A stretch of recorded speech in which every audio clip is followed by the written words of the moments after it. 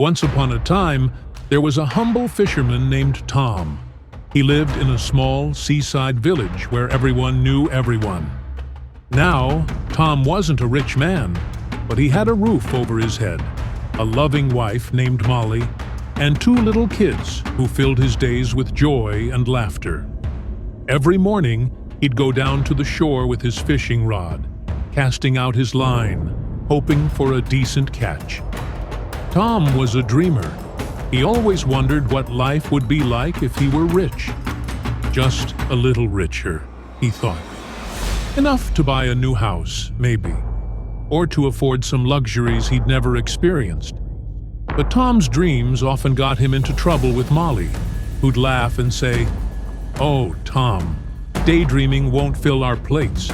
Just be happy with what we have." But, Tom couldn't help himself. Those dreams kept him going, especially on the quiet mornings when all he'd catch was seaweed. One bright, sunny day, Tom was out fishing as usual. He was sitting on his little boat, humming a tune to himself, when suddenly he felt a mighty tug on his line. Tom's heart raced. This must be the big one, he thought, and with all his strength, he reeled it in. As he pulled the fish from the water, he couldn't believe his eyes. This wasn't just any fish. It was sparkling. Its scales glinted in the sunlight, golden and shimmering. And then, to his shock, the fish spoke. "Fish, please, kind fisherman, let me go, and I'll grant you one wish." Tom nearly fell out of his boat. "A talking fish?" he muttered.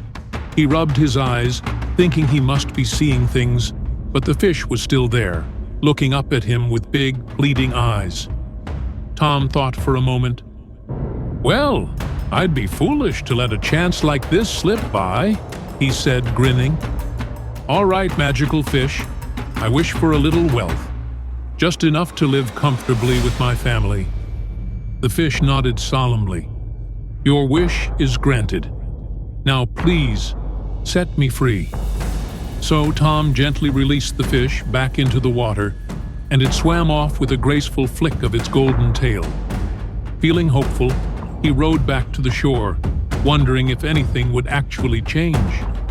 As he reached his little home, he gasped. His old run-down shack had transformed into a cozy cottage. His wife, Molly, and his kids were standing outside, looking around in amazement. Molly had a new dress, and the kids were holding toys they'd only dreamed of before. Tom hugged his family, and that night, they enjoyed the best meal they'd had in years. It was a feast: roast chicken, mashed potatoes, and pies for dessert. For a while, Tom was the happiest man in the world. But as the weeks passed, something began to stir inside Tom. He couldn't help but feel that maybe, just maybe, he could have wished for a little more. You see, folks, that's the funny thing about greed. It sneaks up on you. One day, Tom was down by the shore again, sitting on his boat, when he found himself calling out, "Fish! Magical fish! Are you there?" He wasn't sure if it would work, but to his surprise, the fish appeared, its scales glittering in the sunlight. "Fish, you called, fisherman? What is it this time?" "Tom, look, I know I already asked for wealth, but I've been thinking, what if I had a bigger house, a grander one, and maybe some servants to help with the work?" The fish sighed, a little sad this time. "Are you sure that's what you want?" But Tom, blinded by the idea of luxury, nodded eagerly. And so the fish granted his wish, and with a flick of its tail, it was gone. When Tom returned home, his cozy cottage had transformed into a mansion. There were servants in crisp uniforms waiting to help him with every little thing. He had a grand dining hall, bedrooms as big as his old house, and even a garden filled with fountains and statues. For a time, Tom reveled in his new life. But with all this luxury, he started spending less time with his family. He became obsessed with maintaining his mansion, and even his wife noticed the change. "Molly, Tom, this isn't the man I married. We don't even talk like we used to." Tom brushed her off, thinking, "She'll understand eventually. I've done this for all of us." But soon, the mansion didn't seem like enough. Tom began to envy the rich merchants in the village who were always respected, always admired. So, he went back to the shore and called for the fish once more. "Fish, Tom, you have had 2 wishes already. Why do you keep coming back?" "Tom, I want more. I want to be known, to be respected. I want everyone in this town to know my name." The fish looked weary, but granted the wish with a heavy heart. Soon, Tom became famous throughout the village. People whispered his name with awe. He was invited to grand events, treated as a man of importance. But with fame came problems. The villagers began to gossip, and some grew jealous. Fake friends surrounded him, and Tom felt more alone than ever. The wealth and fame had taken him away from the simple life he once loved. Still, it wasn't enough. One stormy evening, he went to the shore, and in the pouring rain, he called out to the fish again. This time, the fish didn't appear right away. But Tom, desperate, kept calling until, finally, the fish emerged, looking sadder than ever.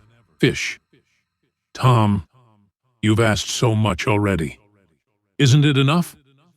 But Tom had lost all sense of reason.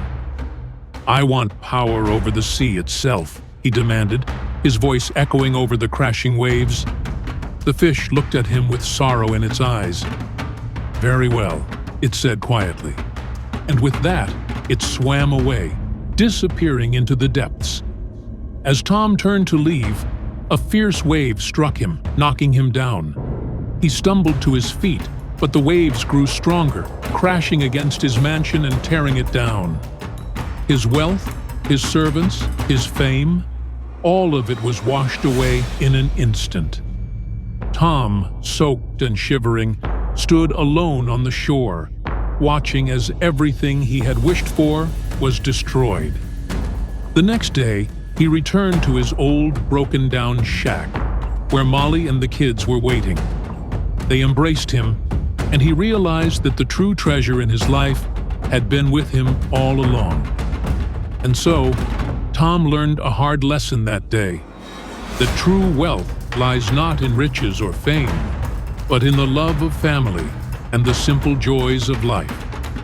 He never sought the magical fish again, content at last with the life he had. And that, dear friends, is the tale of Tom, the fisherman who chased after his dreams only to realize that what he had all along was enough. Remember, sometimes happiness isn't in what we don't have, but in cherishing what we do.